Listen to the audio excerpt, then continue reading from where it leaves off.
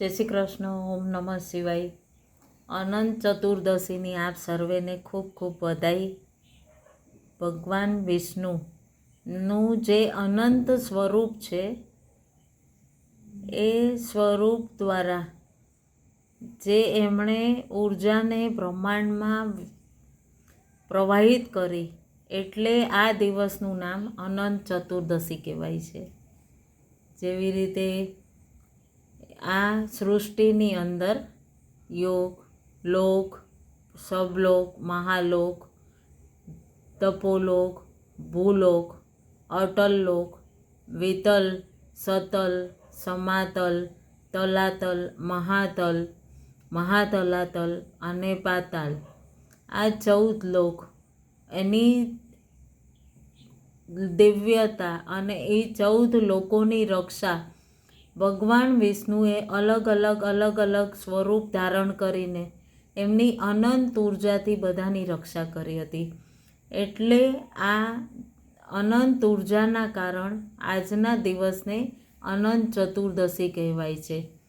ભગવાન વિષ્ણુની આજે આપણે ગુરુ તત્વથી જોડાઈને પૂજા કરીએ છીએ અને હૃદયથી નમન કરીએ છીએ.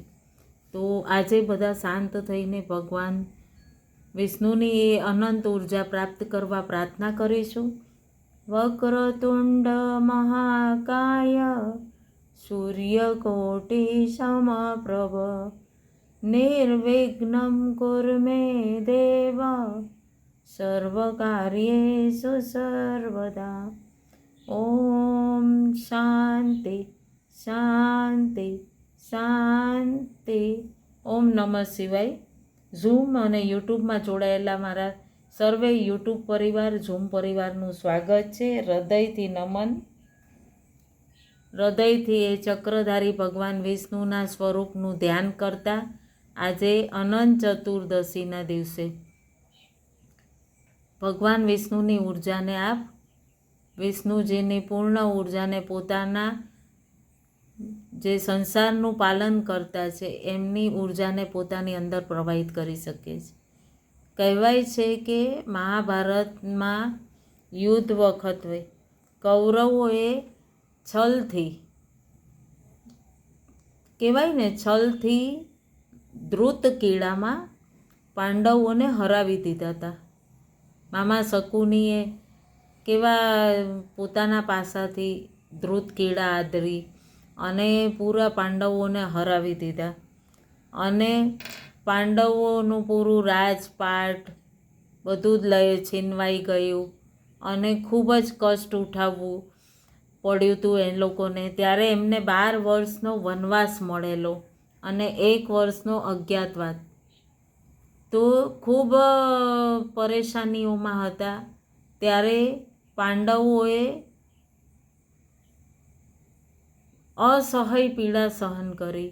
જંગલોમાં રહીને, જમીનમાં કહેવાય ને ઉગેલું કંદમૂળ ખાઈને અતિશય કષ્ટ પ્રાપ્ત થયેલું પાંડવોને. અને એ સમયે ભગવાન શ્રી કૃષ્ણ પાંડવોને મળવા વનમાં જાય છે. ત્યારે એ સમયે પાંડવોને ઘણું કષ્ટ પડ્યું હતું. એ સમયે ભગવાન કૃષ્ણ મળવા જાય છે ત્યારે પાંડવો એમને પૂછે છે કે પ્રભુ, અમને આવું અસહ્ય દુઃખ અને એની અંદરથી અમે કઈ રીતે દુઃખથી બહાર નીકળીએ. ત્યારે ભગવાન શ્રી કૃષ્ણ કહે છે કે ભગવાન વિષ્ણુના અનંત સ્વરૂપની ઉર્જા અનંત ચતુર્દશીના દિવસે પૂર્ણ બ્રહ્માંડમાં વ્યાપક હોય છે.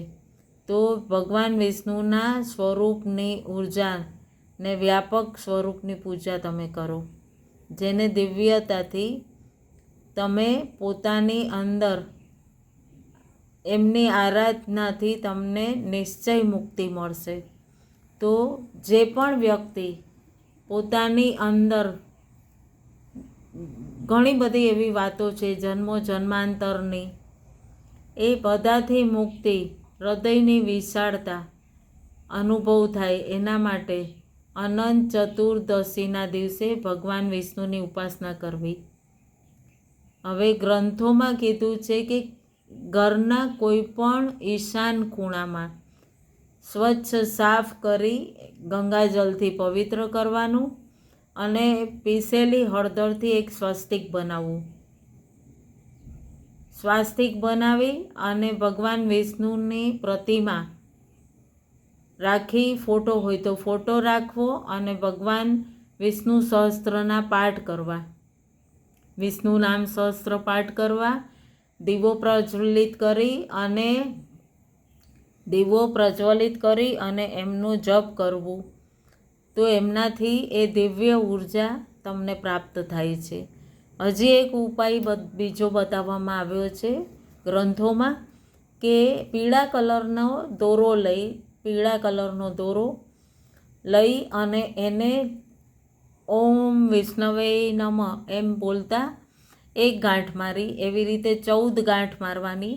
અને સ્ત્રીઓએ, બહેનોએ ડાબા હાથમાં અને પુરુષોએ જમણા હાથમાં, રાઈટ હેન્ડમાં એ દોરો પૂજા કરી અને ત્યાં ભગવાન વિષ્ણુની પ્રતિમા પાસે રાખવો અને પછી એને પોતાના હાથમાં બાંધવો. અને પછી ત્યાર પછી રાત્રિના પણ બાંધેલો જ રહેવા દેવો. સવારે ઉઠી અને એ દોરાને છોડી હાથમાંથી અને વહેતા જલમાં પ્રવાહિત કરવો. વહેતા જલમાં પ્રવાહિત કરતાં તમારા સારા કષ્ટોનું નિવારણ થશે. તમારા જન્માંતરના જે કાર્મિક છે, જે ઘણી બધી અણસુલજી કહેવાય છે ને કે વણ ઉકેલી વાતો છે, જેને તમે સુલઝાવવા માંગો છો છતાં નથી સુલઝી શકતી, એ બધી જ સમસ્યાઓનું નિવારણ મળશે અને ભગવાન શ્રી વિષ્ણુની એવી દિવ્ય ઉર્જા આપ સૌને મળશે. અને જો મારી ચેનલમાં આપ નવા છો તો ચેનલને લાઈક કરો, શેર કરો, સબસ્ક્રાઈબ કરો. સાથે સાથે આપના પરિવારોને, મિત્રોને જેને પણ જરૂર છે એને આ માહિતી જરૂર શેર કરો, જેથી સૌનું કલ્યાણ થાય અને સૌનું મંગલ થાય. એ સાથે ઓમ વિષ્ણવે નમઃ, ઓમ નમઃ શિવાય, જય શ્રી ગણેશ, જય ભારત. સૌનું દુઃખ દૂર કરો ભગવાન. એ જ સાથે નમઃ શિવાય.